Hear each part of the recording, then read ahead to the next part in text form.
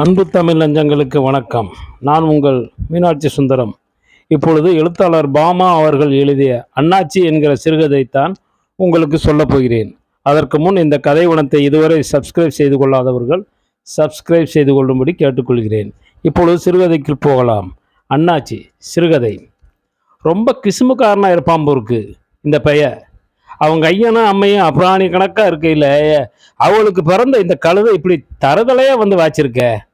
கோபமும் சலிப்புமாக சொல்லிக்கிட்டு இருந்த மாடத்தியை தடுத்துட்டு முத்துரத்னம் மேலே சொன்னான். அதானடி, அந்த வீட்டு பிள்ளைய பூரா இப்படித்தான் இருக்குதுங்க.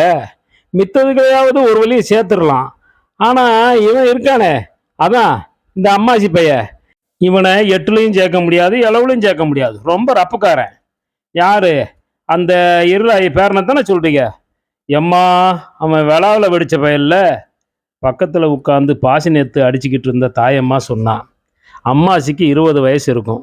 தெருவில் பொம்பளையை சொன்னது கணக்கா இவன் ஒரு சைஸான பையதான். ஊர் பெரியவளுக்கு இவனை வல்லுசாக பிடிக்காது. ஆனால் இளவட்ட பயலுக்கு இவன்னா உசுறு. வயசுக்கு தக்கன வளர்த்தியும் கருத்த மீசையும் அதுவுமா பார்க்கறதுக்கு அம்மாச்சி நல்லா இருப்பான். நல்ல தேகக்கட்டு. அவன் சிரிச்சான்னா வெயிலுக்குள்ளே துள்ளுற கெண்டை மீன் கணக்கா பளிர் பளிர்னு பல்லு ஒல்லி அடிக்கும். இப்போ என்னத்தை தான் போட்டு பல்லு தேப்பானா தெரியல. எப்பயும் நையாண்டியாக பேசினாலும் ஒரு நியாயத்தோடு பேசுவான். என்னமோ விட்டேத்திய திரிவிரம் கணக்காக தான் தெரிவான். ஆனால் ரொம்ப விவரமான பையன். பொழுதனைக்கும் அவனை பற்றி ஆவலாகி தான் வரும். அந்த பையலை சரியாக புரிஞ்சுக்கிறாம தான் ஜனங்க இப்படி அவனை பற்றி கூட குறையாக பேசுதுன்னு நினைப்பேன். இப்போ கூட அவன் செஞ்சது எனக்கு நியாயமாக தான் தெரியுது. அவனை நேராக பார்த்து பூராத்தையும் கேட்டுட்டேனே நான். வெள்ளங்காட்டி கம்மா பக்கம் வெளிக்கு போயில அவனை பார்த்தேன். அப்போ தான் அவனும் நானும் பேசிக்கிட்டோம். என்னடா விஷயம்னு கேட்டதுக்கு எடுத்தடுப்புல பூஞ்சிருப்பா ஒரு சிரிப்பு சிரிச்சான். சிரிச்சுக்கிட்டே நடந்த விவரத்தை சொன்னான்.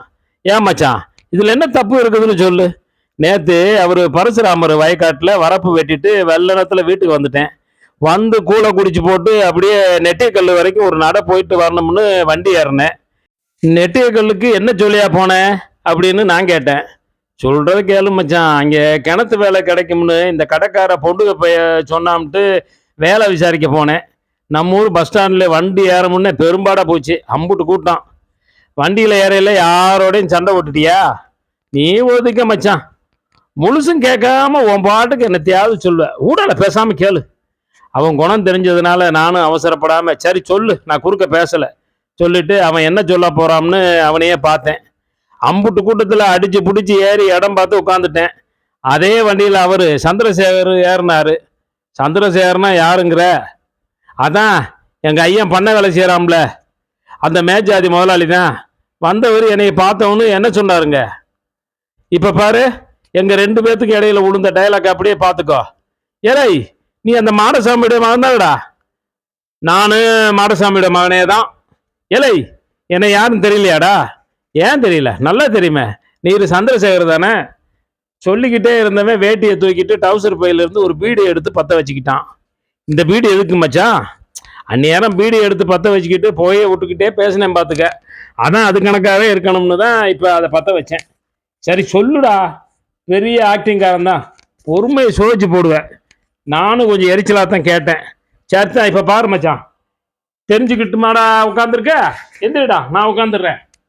நான் இம்புட்டு கூட்டத்தில் நசுக்கி பிதுங்கி இந்த இடத்த பிடிச்சி உட்காந்துருக்கேன். இங்கே நான் நெட்டியக்கல்லில் இறங்கிடுவேன். அது வரைக்கும் நான் உட்காந்துட்டு வரேன். அதுக்கு பிறகு நீங்கள் உட்காந்துக்குங்க. ஏலை, இந்த இருக்கிற நெட்டியக்கல் தானே இல்லை, எந்திரா, தள்ளிக்கோ. ஐயா நின்றுட்டு வரையில் நீ மறுவாதை இல்லாமல் உட்காரலாமாடா? ஐயாவா? எங்கள் ஐயா உண்மை பிஞ்சையில் இப்போ உழுதுட்டு இருக்காரு. நீர் எப்போ எனக்கு ஐயா நீர்? நீர் தலைகளாக நின்னாலும் நான் எந்திரிக்க மாட்டேன். இதுக்குள்ளே பீடியும் கட்டை பீடியாக போக தூக்கி கடாச்சிட்டு கக்கரிச்சுக்கிட்டு சிரிச்சான். அவன் முகத்தில் இருந்த குசும்பையும் சிரிப்பையும் பார்த்துட்டு எனக்கும் சிரிப்பு வந்துச்சு. கடைசி வரைக்கும் நீ எந்திரிக்கவே இல்லையாக்கும். நான் ஆத்தாமையில் தான் கேட்டேன். அடிச்சக்க நானாவது எந்திரிக்கிறதாவது இதோடையே நின்றுச்சுன்னு நினைக்க. இன்னையும் பாரு சொல்லிக்கிட்டு குரலை மாற்றி பேச ஆரம்பிச்சான். ஏலை, உனக்கு படி அளக்கிற சம்சாரிட்ட போய் வம்பு பண்ணுறியாடா? உன் பையனுக்கு இருக்கிற நன்றி விசுவாசம் உனக்கு கடுக்களவு கூட இல்லையே. முதலாளி வர்றாருன்னு பல்லு பறச்சாதி பூரா அம்புட்டு பணிவாக எந்திரிச்சு நிற்கும். இவன் பொடிப்பயலுக்கு எங்கே அதெல்லாம் தெரிய போகுது? யோ, எந்திரிக்க முடியாதா? முடியாது. இதுக்கு மேலே பேசுனீங்கன்னா மரியாதை கெட்டு போகும். நெட்டிக்கல் வரவு இறங்கிட்டேன். அவர் தரப்புன்னு முணங்கிக்கிட்டே இருந்தார். நான் மேலே ஒன்றும் பேசலை. இதுதான் நடந்தது மச்சான். இங்கே நம்ம தெரு மக்க என்னைய மென்னி துப்புறாளுவ. அதுக்குள்ளே எப்படி ஊருக்குள்ளே தெரிஞ்சு நான் கேட்டேன். அந்த கன்றாவி ஏன் கேட்குற? சாயந்தரமே சந்திரசேகர் எங்கள் ஐயனுக்கிட்ட விஷயத்தை சொல்லி என்னைய கண்டித்து வைக்க சொன்னாராம். எங்கள் ஐயா எங்கள் வீட்டில் போட்ட கூப்பாடில் தான் இப்போ தெரு பூரா இதே பேச்சா இருக்கு. நம்ம ஊர் பொட்டச்சிக்கு சும்மான்னு இருக்க மாட்டாளுங்களே. அவ ஊமச்சிரிக்கி என்ன இருந்தாலும் ஒரு சம்சாரி நிக்கையில் ஒரு பரப்பையை உட்காந்துட்டு வரலாமா? அம்புட்டு சவுடால் என்ன கேட்குது இவனுக்கு? பெரிய மணியம் பிடிச்ச பைய. இவனுக்கு போங்கால நெருங்கிருச்சுங்க. நான் சொல்லவும் அம்மாச்சி சிரிச்சான். இது தேவலை மச்சான். அந்த கிழமை பணியார முத்து என்ன சொல்றான்ற? சம்சாரி நம்மளுக்கு தெய்வங்க மாதிரி. அவங்க இல்லைன்னா நம்ம பிழைக்க முடியுமா? சுத்த விவரம் கட்ட நீச பயலாவில் இருக்கானுங்க. நக்குன நாய்க்கு நான் எலும்பாதும்பாங்க. இந்த நாயை மேலே உளுந்தே புடுங்க பார்க்குது. சம்சாரியை மனசு வச்சா அம்புட்டு பிள்ளை பேத்துருவாங்க பேத்து. கிழவன் சொல்ல சொல்ல எனக்கு சிரிப்பு தான் வந்துச்சு. சிரிக்கிறத பார்த்துட்டு கிழவன் இன்னும் 2 வருஷம் வந்தான். அம்மாசி சொல்லிக்கிட்டே சிரித்தான். நானும் சிரிச்சுக்கிட்டே வந்துட்டேன். அம்மாசியை பற்றி பேச்சு அடங்கின ஒரு வாரத்துக்குள்ளே திரும்பி அவனோட நன்னடத்தை பற்றி தெருவில் பேசினாங்க. ஆனால் அவன் மட்டும் ஒன்றுமே நடக்காத மாதிரி செவனேன்னு போகிறது வாரதுமா இருந்தான். நான் தான் அவனை கூப்பிட்டு, ஏப்பா இப்போ என்ன செஞ்சேன்னு விசாரித்தேன். நானும் விசாரிக்கவும் அவன் ரொம்ப எடக்கா சொன்னான். மச்சான், இன்னைக்கு ரவைக்கு ஊர்கூட்டம் இருக்கு, வந்துடு. பெரிய கொலையாளியை விசாரித்து தூக்கில் போட போகிறாங்க. ஊர்கூட்டம் இருக்கட்டுமாப்பா, நீ என்ன செஞ்சேன்னு சொல்லு. என்னையத்தான் மச்சான் விசாரிக்க போகிறாங்க, கட்டாயம் வந்துடு என்ன? அம்மாச்சி சொன்னான். இப்போ என்ன ஆவலாதி உன் மேலே சொல்லுப்பா, கேட்போம். நானும் திரும்பியும் கேட்டேன். அதாவது மச்சான், 2 நாளைக்கு முன்னால் அந்த சின்னையா முத்துக்கருப்பேன் என்னைய கூப்பிட்டு அந்த ஜெய்சங்கர் முதலாளியோட பிஞ்சையில் தண்ணி பாய்ச்ச போனார். ஆமாம், உன்னை பார்த்தேனே, வெள்ளையும் சொல்லியுமா மம்பட்டியை தூக்கிட்டு போனியே. நீ போன சோக்கை பார்த்து நீ மம்பட்டிக்கு கணக்கின போட போறியாக்கும்னு நினச்சேன் அப்படின்னு நான் சொன்னேன். இந்த நக்கல் தானே வேண்டாம் மச்சான்.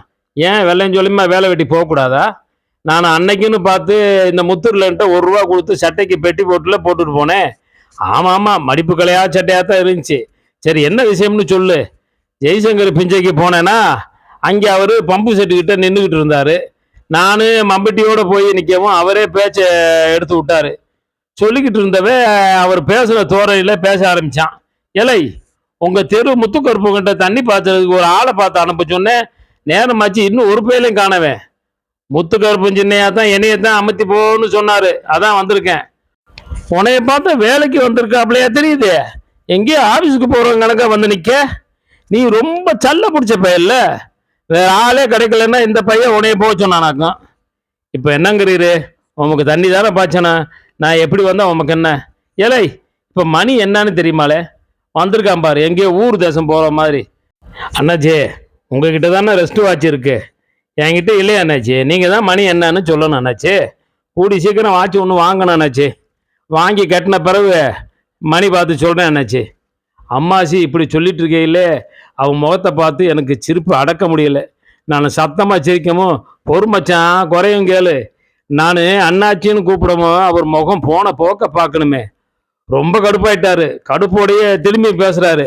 என்னல சொன்னேன்? அண்ணாச்சியா? வாய்க்கு வாய் அண்ணாச்சி நான் சொல்கிறேன். யாருடா அண்ணாச்சி? யாருக்குடா அண்ணாச்சி? ஒரு பரத்தாயிலையடா என்னை அண்ணாச்சின்னு சொல்கிறது? கண்ட மணிக்கு பேசாதாரும். பிறகு நானும் பேசுகிறேன், உனக்கு மரியாதை கெட்டு போகும். வேண்டாம்னா போய் சொல்கிறத விட்டுட்டு மயிர் பேசுகிற பாரு. சொல்லிக்கிட்டே விருட்டுன்னு வீட்டுக்கு வந்துட்டேன். ஊருக்குள்ளே வந்து என்னத்தை புளிக்கிட்டு போனானோ இவனுக்கு கூட்டம் போட்டுட்டாருங்க. அப்போ உனக்கு தண்டம் தான் இன்னைக்கு. சம்சாரியை பார்த்து மயிர் தயிர்னு பேசிட்டு வந்திருக்கேல்ல, அட நீ ஒன்று மச்சான் என்னை அதுக்காக விசாரிக்க போகிறாங்கன்னு பார்த்தேன். நானே அந்த ஆளை அண்ணாச்சின்னு கூப்பிட்டது பெரும் குத்தமாக போச்சு. இப்போ அதுக்கு தான் கூட்டம். அம்மாசி சொன்னது கணக்கா ராத்திரி கூட்டம் கூட்டிட்டாங்க. நாட்டாம அம்மாசிகிட்ட கேட்டார். ஏலே அம்மாசி, நம்ம சாதி என்ன, முதலாளியோட சாதி என்ன, யார் போய் யாரை பார்த்தா அண்ணாச்சிங்கிறது? சுத்த விவரங்கட்ட பயலாக இருக்கிய. அம்மாசியும் பதிலுக்கு, நம்ம பறையரு, அவரு நாயக்கரு, நான் தான் போய் அவரை பார்த்து அண்ணாச்சின்னு. இதை கேட்கறதுக்கு ஒரு கூட்டம். சொல்லிக்கிட்டு தலையை சொரிஞ்சிக்கிட்டான். அம்மாசியோட பதிலை கேட்டு இளவட்ட பயல்லாம் கொல்லுன்னு சிரிச்சானுங்க. நாட்டாம வந்த வெள்ளத்தை அடக்கிட்டு சொன்னார். சரி, ஓங்கிட்ட போய் எனக்கு அது இதுன்னு பேசிக்கிட்டு சட்டுன்னு சொல்லலே, எதுக்கு முதலாளியே அண்ணாச்சின்னு சொன்னேன். அம்மாசியும் பட்டுன்னு சொன்னான். அவர் என்னையை விட வயசில் மூத்தவர், அதான் அண்ணாச்சின்னு. இளையவராக இருந்திருந்தேன் தம்பின்னு இருப்பேன். இந்த பதிலை கேட்டுட்டு இன்னும் சத்தமாக பயல்க சிரிச்சானுங்க. இந்த பையன் லேசுக்குள்ளே மசிய மாட்டான், பதிலை பாரு, ரொம்ப வில்லங்க பிடிச்ச பையன். சின்ன நாட்டாமை சொன்னார்.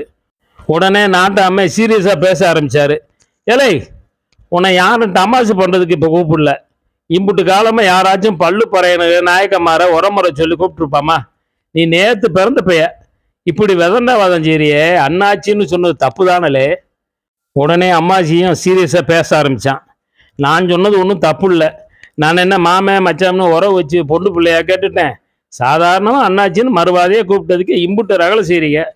போன வாரத்தில் சாக்கடை அழுகிற இருளப்பனை அண்ணாச்சின்னு கூப்பிட்டதுக்கு அம்புட்டு போயிடும். சை, குறப்பையில் போய் அண்ணாச்சிங்க பாரு, இலக்காரமாக பேசுறீங்க. இப்போ என்னடா எப்படிடா நாயக்கரை போய் அண்ணாச்சிங்களாம்னு இடங்களும் முடங்களா கேட்குறீங்க? அந்த பூவதி கிளவி சொல்றது கணக்கா? கழுத வீட்டில் முன் விட்ட வேற பின் விட்ட வேறையா? விட்டனா எல்லாம் விட்டதான், மனுஷம்னா எல்லாம் மனுஷன்தான் சொல்லிட்டு விருட்டுன்னு வீட்டுக்கு போயிட்டான் அம்மாச்சி. அம்புட்டு பேர் அவனையே அருவசமாக பார்த்தாங்க. நன்றி, வணக்கம்.